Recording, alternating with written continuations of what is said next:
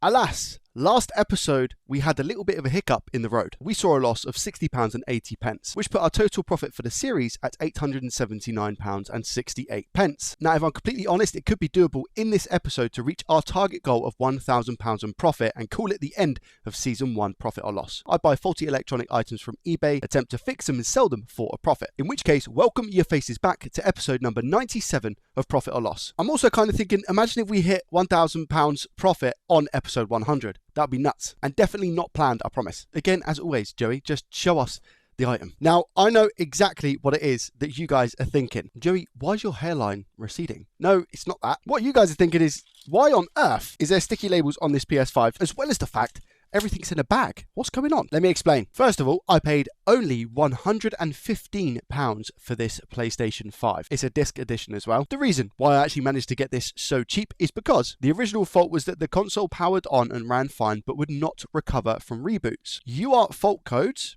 UART is a diagnostic tool that we use for PlayStation 5s. Read that memory was faulty on bank 2, 4 and 5, but fixable. The seller has attempted to replace these 3 chips, but have not managed to get them fully contacting. And as such, the console now powers onto a blue light and then powers off. The UART codes read a short, likely due to bad replaced memory chips. I then got a message from the seller, basically saying, please bear in mind that the console isn't screwed together, all except for the heatsink. Everything is connected up though, if you need to do a power on test, and followed you for some time now and learned a lot from you. If you need any further information about the console, feel free to give me a shout. So that was a really nice message to see, and I'm getting all the niceness out now in case there is some cursing a little bit later, which there won't be, just to confirm. I appreciate the message as a follow-up, just letting me know about the condition of the console. And if I can make this work, we're going to be diving into some serious cash at the end of this episode. Let's inspect and see how this looks on the inside. So it's a 1016A by the looks of things. Before I go any further, actually, he did say that I could test it if I wanted to. So let's do exactly that quickly, just to verify what the issue is. Go to power it on. Yeah, beep on, beep off. Okay, cool. Now I'm expecting there to be quite a lot of flux and stuff on the board, purely because of the fact that when you change out the RAM chips on these consoles, it's tough to get everything clean unless you're using something like an ultrasonic cleaner. Definitely made my job easier by not having all the screws and stuff intact, which is nice. Okay, so one of the RAM chips isn't even installed, and as I suspected, we have quite a lot of flux just around the board. You can see if I shine the reflections on it as well, you can see all the flux here. I can see as well that they have labeled 876, so yeah, the RAM goes as is, 1, 2, 3, 4, 5, 6, 7, 8. So they've got that correct. Let's take off this clamp. There's obviously also no confirmation if I manage to fix these RAM issues that fixes the issues with the constant rebooting, you know, that was originally described on the fault. I can feel that we've got that additional bit of cooling, which I despise on these models. Yeah, look at it. Hate it. Which seems to be back in the incorrect place. So we'll put that where it should go. Just put it all here for the time being. There we go. I can see quite a few bits of liquid metal around the board as well, so that's going to need a nice little cleanup. Let's head on over to the scope quickly, and the best way to clean up liquid metal from just from a little bit of experience here, IPA on a cotton swab like that, get it all in one little area, and you can either use like tweezers to grab it and pick it up, or I like to just put it onto the cotton swab itself. More bits of liquid metal, I think. I'm going to say I wonder, especially here, like if it's the liquid metal that's causing the beep on beep off, because that little resistor there was covered with liquid metal. And the thing with liquid metal is that if it's touching two things together that shouldn't, it is indeed conductive. So any of these little caps in this area you can see, and the resistors, if any of those are touching, you could get some horrific issues going on. Just make sure there's none over here now as well. There was a little bit in between there, but I think we've got majority of it. A bit down here. So scoop it up on the cotton swab. You can see how it's on the end of the cotton swab now. You do waste a lot of cotton swabs by doing this. Ah, look. So this is where I lifted up the additional thermal putty, and there's loads of liquid metal under here as well. Look. So again, it all just needs a decent clean. This looks a lot better now than what it did, so that's okay. I'm happy with that. First port of call when you're working on like previous technicians' work, I would say, is to clean everything up. More liquid metal here, look. We're about above the APU here. Still signs of liquid metal. Okay, we're looking a lot better now. What I need to do is check the APU, make sure we've got no cracks in the die, which we don't. And now we can give this a real nice clean up as well, just to ensure we try and get rid of as much liquid metal as possible to avoid any mistakes whilst working on the console.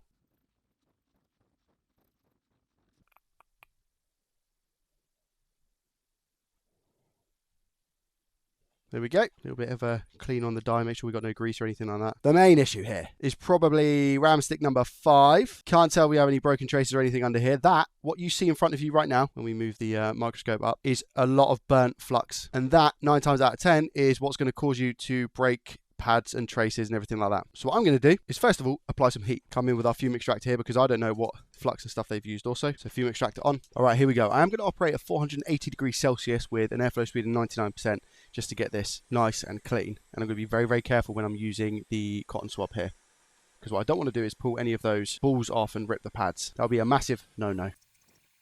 There we go. Should be able to get rid of this flux, and you'll have a nice before and after sort of situation.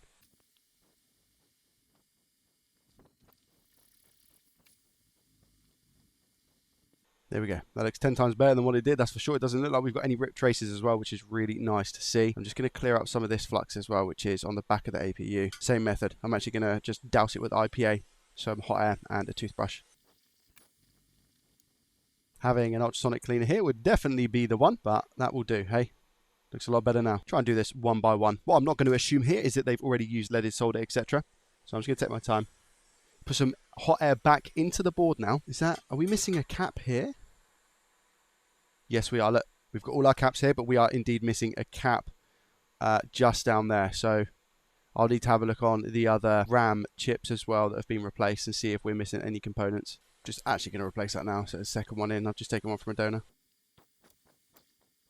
Okay, applying some heat into the board. Coming with some flux. Soldering iron as well with leaded solder. And now again with our wick. And just glide it over, trying to push the wick if I can.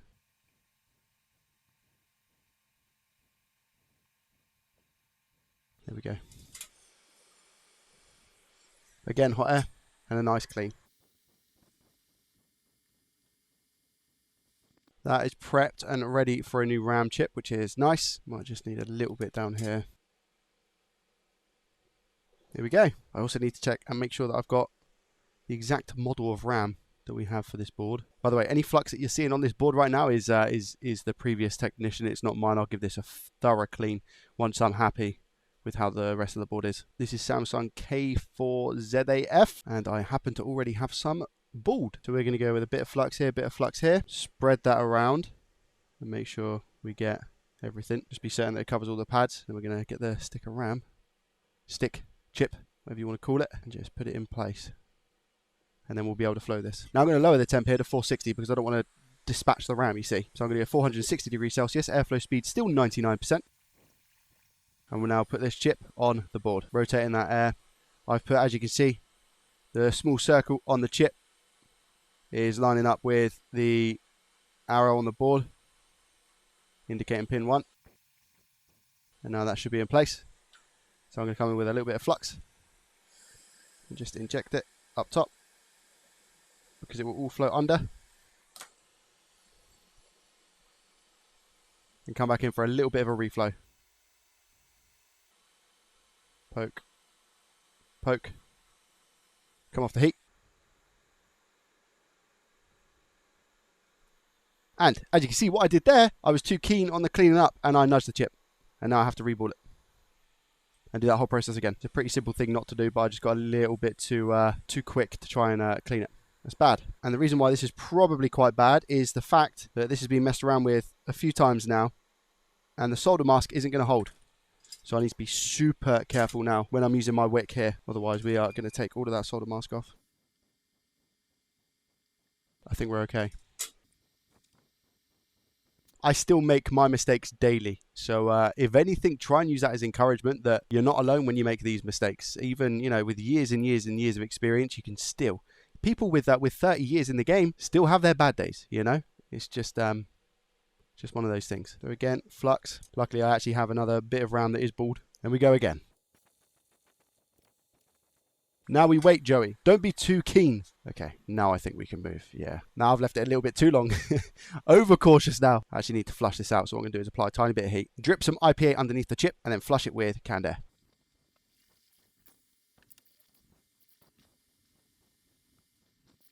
This is the RAM chip here that we have just replaced, and it looks to be all good and clean. Checking all sides of it.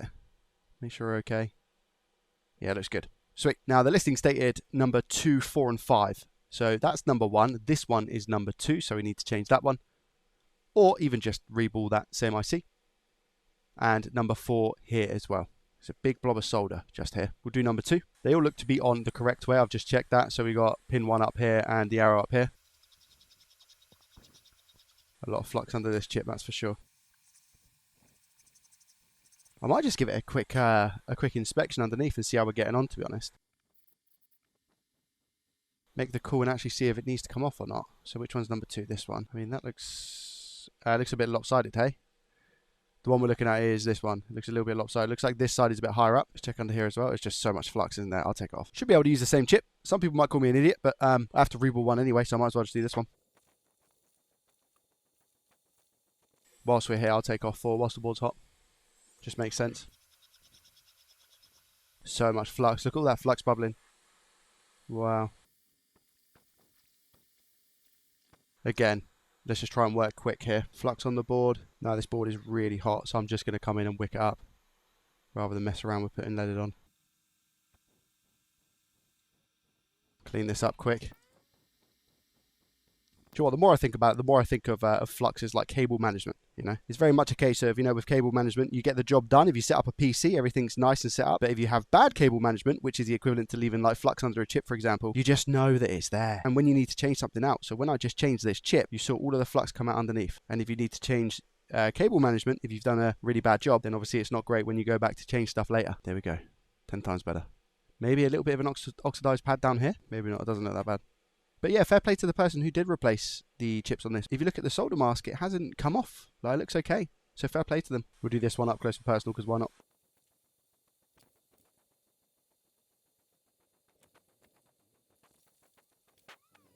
This one you can see, look, can you see all the solder mask down here? So maybe they attempted to change this one a few times, because you can see it's just starting to burn out. At the moment, it's actually okay. Not to a point where I need to replace anything. If it was more so a darker shade like this, we'd be a bit more concerned, but I think we'll be alright. However, if I need to change this once more, it could be game over. And now a little bit of the rewall process of the RAM. So this is the other side of things. A bit more flux. And just wick it. And clean it. There we go. Ready for reballing. I'm actually drying out some solder paste right now. 200 degrees Celsius, 99% airflow. Right, here we go. Sometimes this works first time. Other times I could be doing this 10 times in a row. 30% airflow at 300 degrees Celsius, by the way. I've already messed up. I have to go again. I accidentally moved the stencil.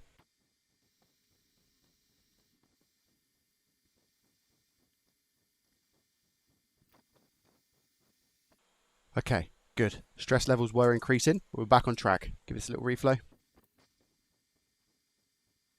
Lovely. Nice clean. There we go. Okay, one down.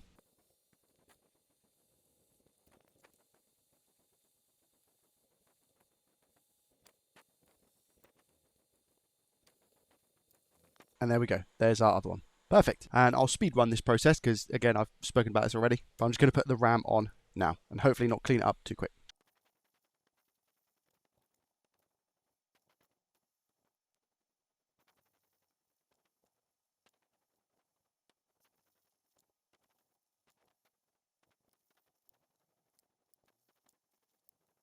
Now, it's probably not going to look it at all, considering all the lighting and everything, but this is 10 times better than what it was previously in terms of cleanliness. I actually just went over the board with the hot air gun and the microfiber cloth, and I was just dabbing where I could see flux. So it looks a lot cleaner now. Just for the finishing touches, I'll get rid of the markings on the board that were put there by what looks to be Sharpie from the previous technician, just to now thoroughly confirm very quickly. So I'm just looking around the area to just make sure I don't have any missing components or anything. Is that liquid metal? No, that's solder. I just want to make sure we're more than good in all areas here. Just checking all these caps, all these resistors around the RAM. Doing our due diligence here.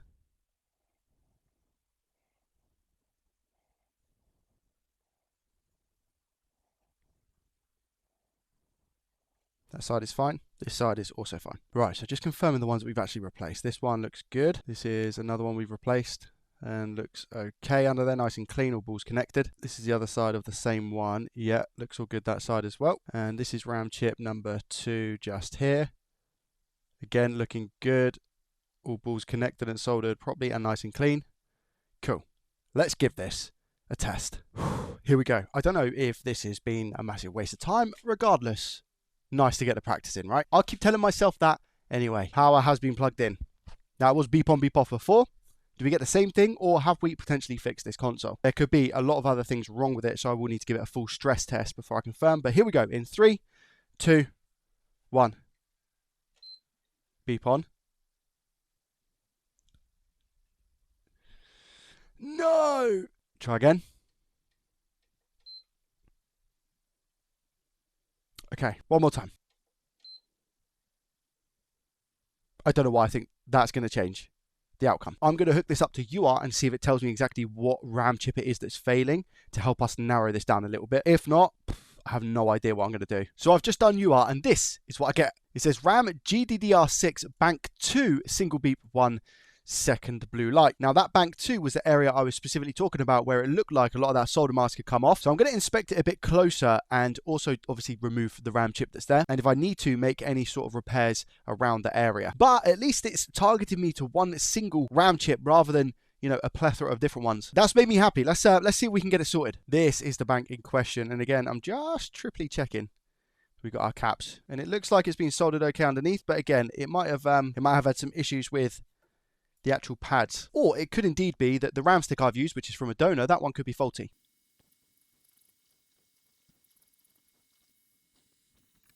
Let's go in with that flux pretty much straight away and do what we can. Again, whilst that board is hot. Nice clean. Okay, yeah, looking at some of these traces, it looks like the solder mask has just come off, hasn't it?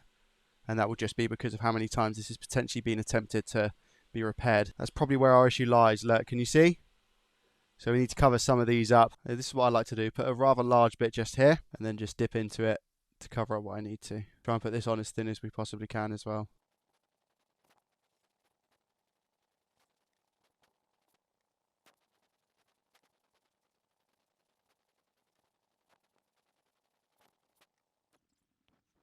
Always such a long and painful process, the solder mask. Right, I've just spent a little bit of time reballing another RAM chip, and I've taken extra caution to make sure that it's okay, but it's very, very difficult to see if a RAM chip is going to work or not. What do I mean by that? I judged it by looks. It was the best looking piece of RAM that I could find. Samsung RAM, that is. Okay, here we go. Bit of flux. See how we get on. I've actually lowered the temperature to 450 degrees Celsius in an attempt to not bodge this one. Let's go. Sat into place nicely. There we go, reflowed. Not going to mess around too much with this one. All right, give it a good clean, and then we'll give it a test. This is after a clean. Underneath where my thumb is the RAM I see. This looks okay to me. Again, we could just be extremely unlucky here and have another bad piece of RAM, but it will look soldered. I can't necessarily see any bridges under there. Nice and clean, nice and tidy. Okay, see what happens. Here we go. Nervous. Again, more nervous, I think, this time than I was the time before, because I really want this to work. Okay, bank number 2, was it you? 3, 2, 1. Please.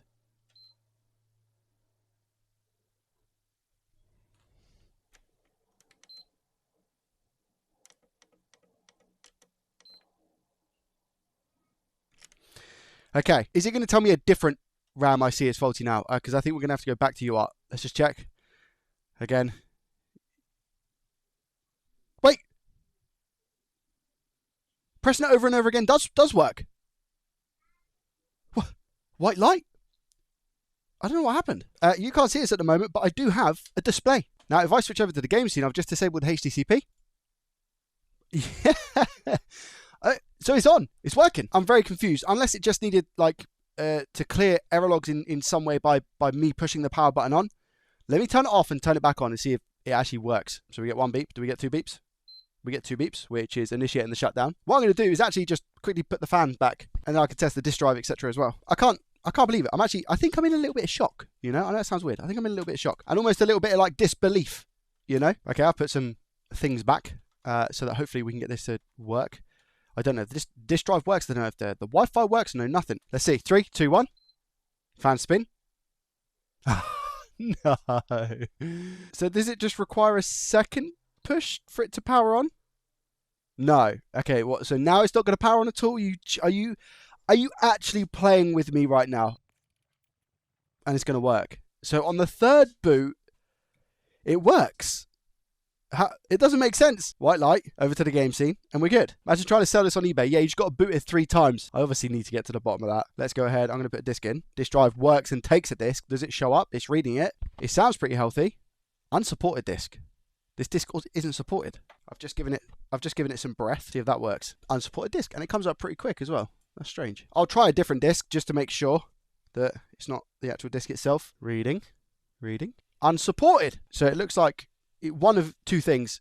The disk drive has been swapped out and it doesn't have the same daughter board that it did. Or something's wrong with the laser, but it's coming back very quickly that the disk is unsupported. So I don't know if the disk drive has been swapped out or not. I'm very confused. Because why would the disk drive work? Before I go and give this any updates or anything, I need to check the error log and see why it's not booting up the first 2 or 3 times. I don't know why it does that. I think the most sense is that it is just a bad bit of RAM, potentially. I don't think it's an issue with the soldering, because if it was a soldering, it would happen every single time, is where my head goes.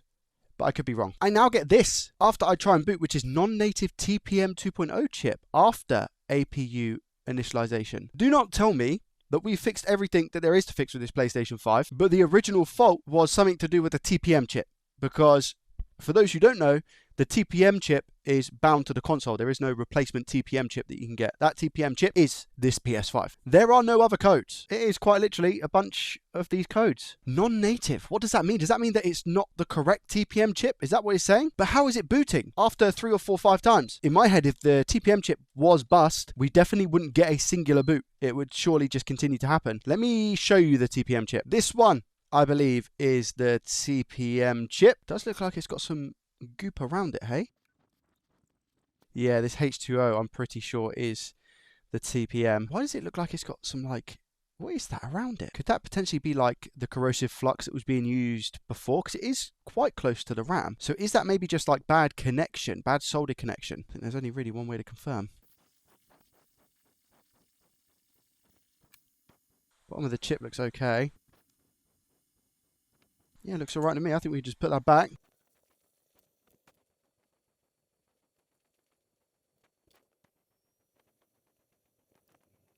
There we go, all soldered back on correctly. I doubt that's going to make a single bit of difference, but let's try it. I have also just let the board cool down quite a bit before I attempt this. 3, 2, 1. No difference. Exactly the same thing.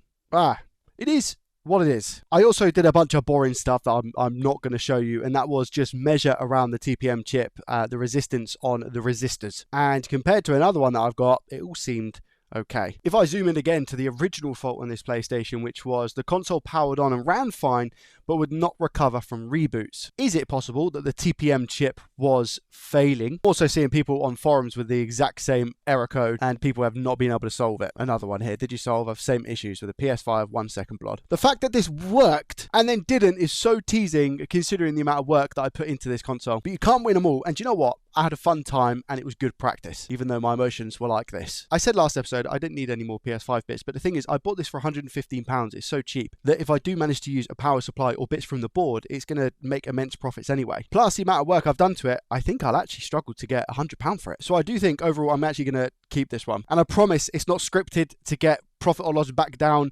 and to drag out the series any longer. I want this one to end and get over £1,000 as much as you guys do. It was a good test of my skill and my knowledge, but it's just, you know, some of them, they're not meant to be. Let's hope we don't go back down a massive hole here. So minus £115 brings us a total profit of £764.68. Thank you so much for watching. I appreciate you. If you want to start this series from episode 1, I'll leave a playlist to it right here. If you enjoyed it, make sure you hit the thumbs up button, subscribe to the channel if you're new around here. Have a great rest of your day, evening, weekend, whatever it is for you, and I will see you in the next one.